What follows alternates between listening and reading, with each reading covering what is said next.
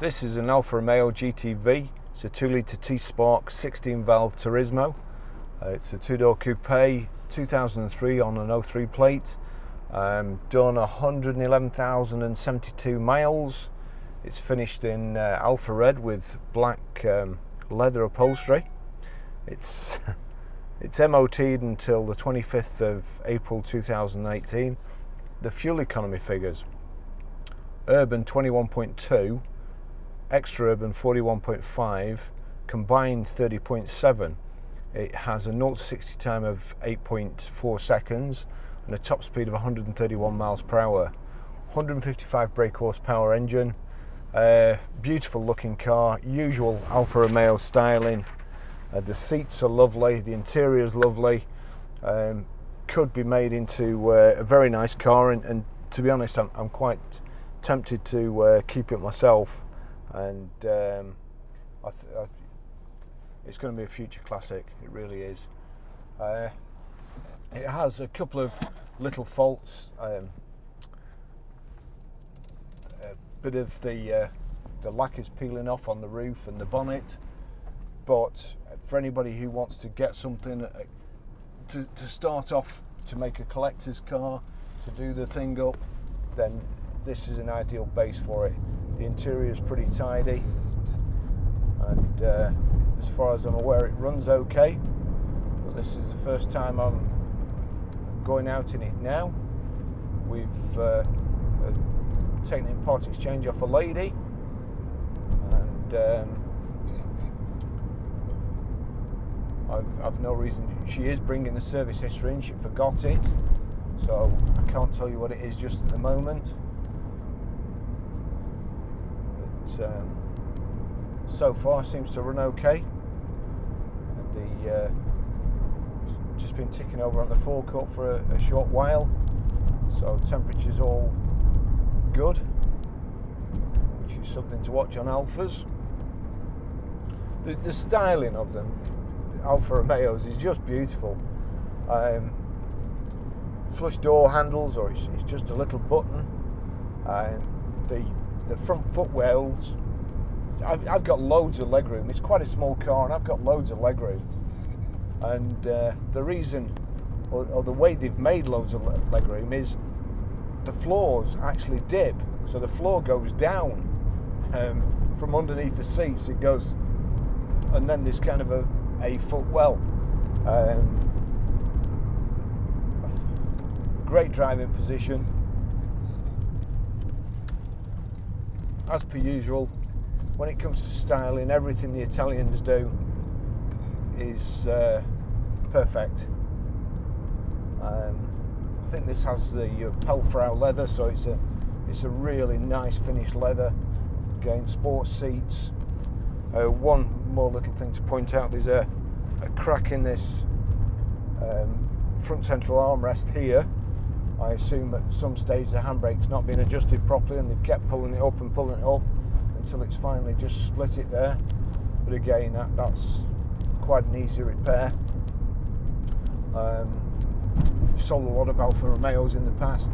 There are a lot of Alfa Romeo breakers out there, and sadly there's quite a few of these in the breakers' yards. So I wouldn't think it would be too bad a job to get a new or a second-hand centre console, or get this one fixed.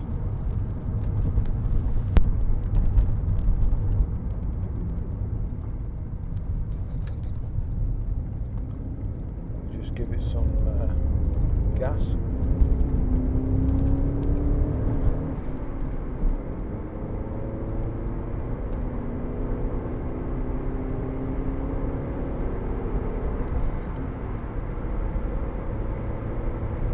Great gearbox, nice light clutch.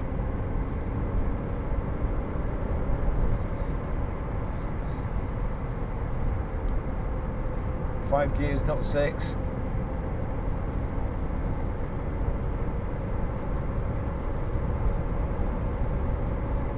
Steering wheel slightly off centre, maybe the tracking, but what a lovely drive. We're doing bit faster than you should be doing on here, so I'll slow down a bit and I'll tell you in a minute, officer.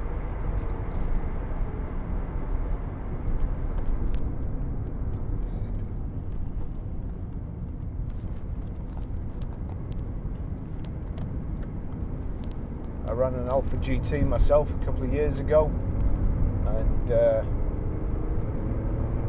really good. Enjoyed it. Super to drive. Perfect balance around corners.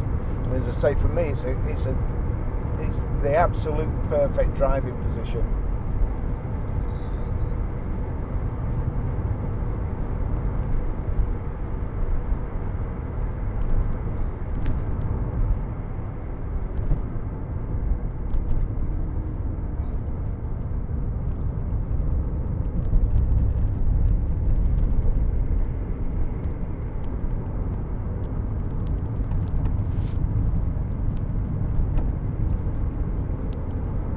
The way this thing drives,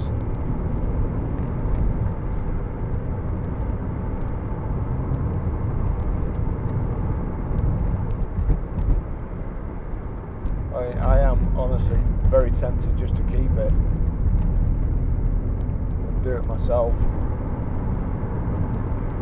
Very, very little work. This car looked absolutely mint.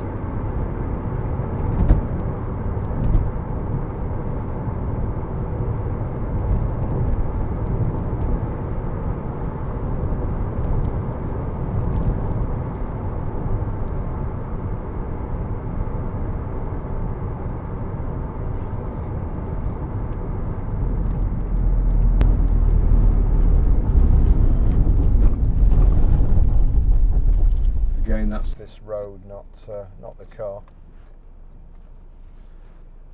So we've got electric door mirrors. Let's just check they work. Yeah, that one's working. And then flick it across. That's working fine.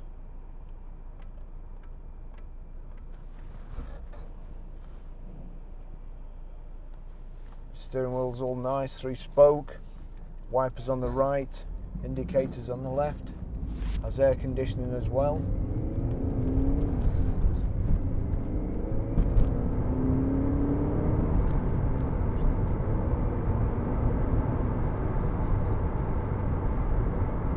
Front and rear fogs. It has a CD radio. Actually, I'm assuming it's a CD radio because it's one of those that the thing goes behind. Let's just have a look. Yes, it's a CD radio. It's also got a remote control somewhere here that it's never been used, and it's still in the plastic bag from when it came. Why would you want to use it? When these remote control things came out, I bought one, and I used to keep the remote control in the little pocket here. And so in order to change that I could just do like that, I had to reach into the pocket, get the remote control, figure out which one it was, and after a while mine stayed in the door pocket as well.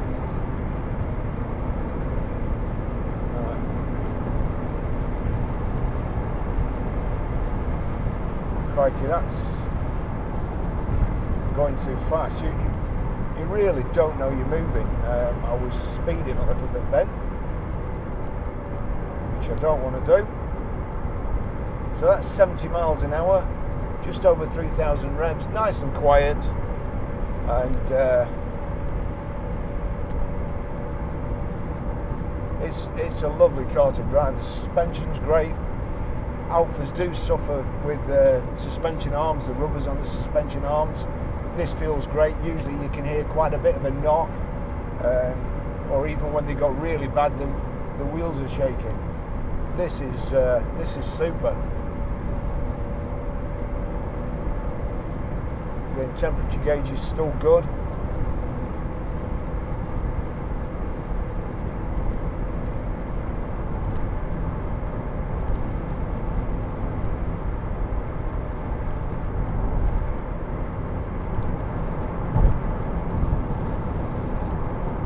Forward to the country lanes just up the road here. The seat's very, very comfortable. This, how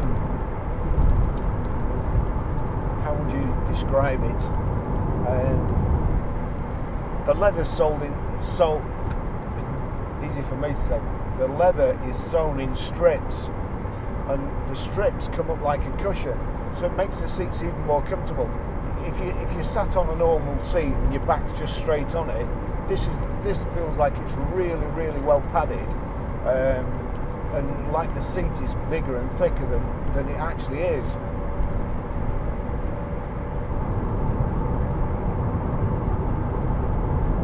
Electric window switches here. That works fine. I won't take that down too far because it's got the camera on. We're just sat here at 70 miles an hour, and it's great.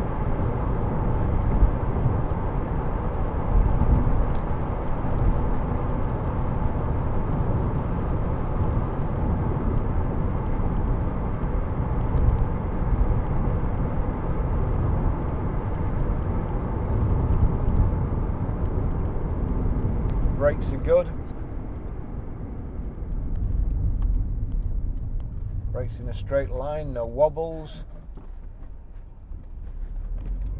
no wheel balancing issues.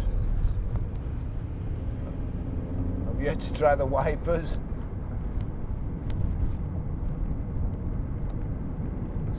Steering on Alfa's just sublime. This guy in the Fabia would get out of my way and be even better.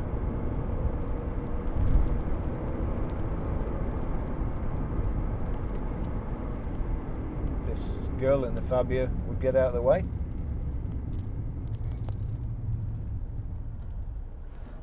Okay, we'll try the wipers.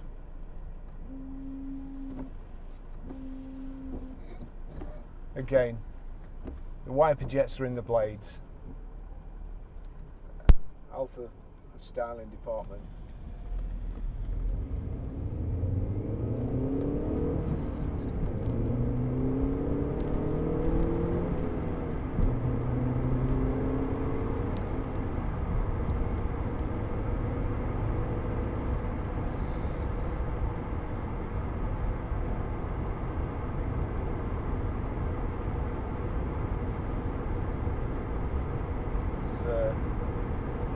To Italy, there's thousands of these,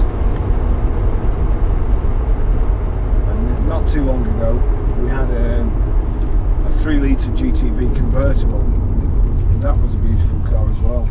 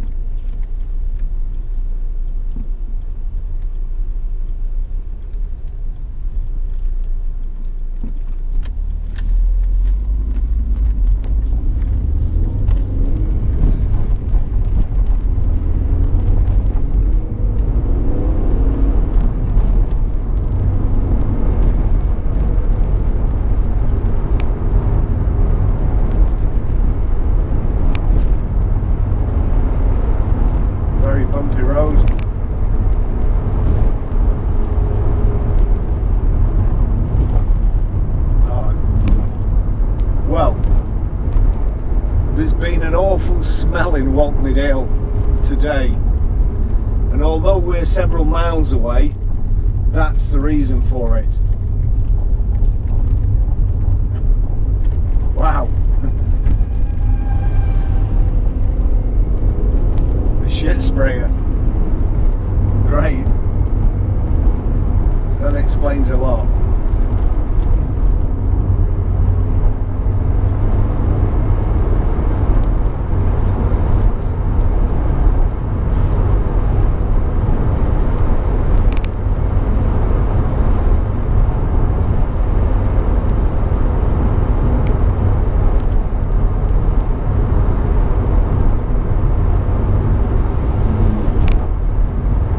Sure that's fair doing that from a country road.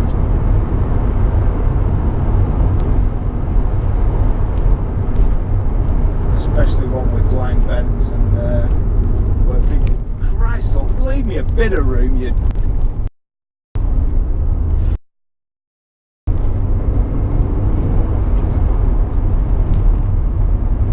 Now, when he gets up there, no, never mind.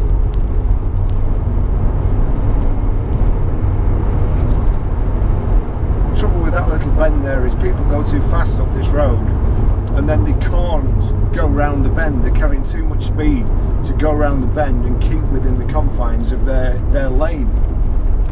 So consequently, if you're coming the other way, you've nowhere to go. You've either got the curb or to hit them.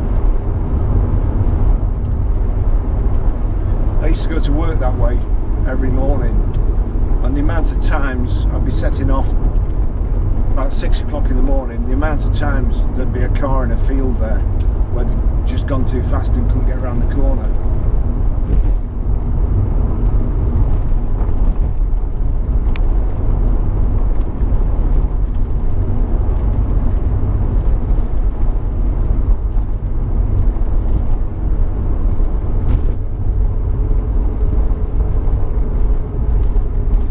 Well, this is a lovely driving car.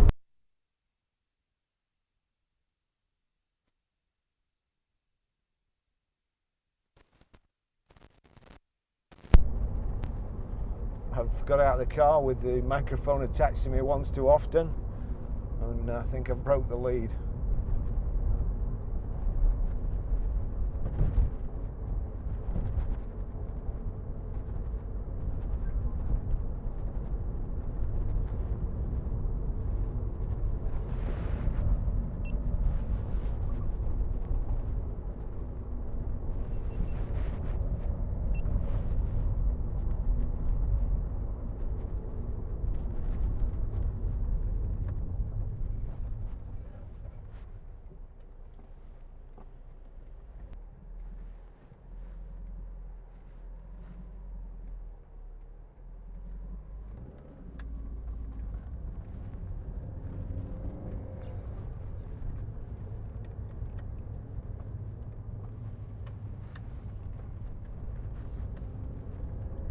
That's about it for this test drive.